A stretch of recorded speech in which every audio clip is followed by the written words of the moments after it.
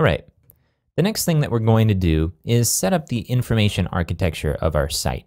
Now this involves deciding how we're going to split up the data into various content types and how we're going to connect those content types up together. If we look at the mockups again, I'm going to jump over to our review page.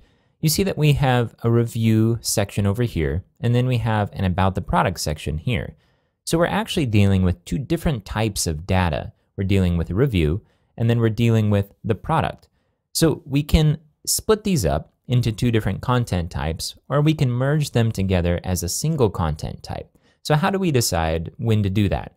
So there are going to be times when you're working with Drupal where it's going to be ambiguous like this, where you're not quite sure exactly what pieces of data should go with which content type. So we have to think about the future. What do we want to do with this information down the road?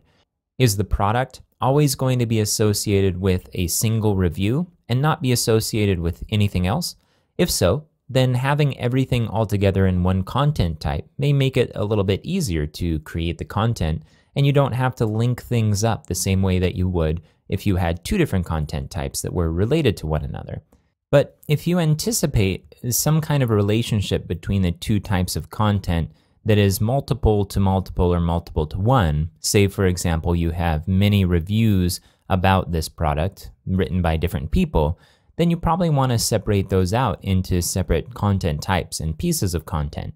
So we're going to play it safe and future-proof this by separating these out into two different pieces of content.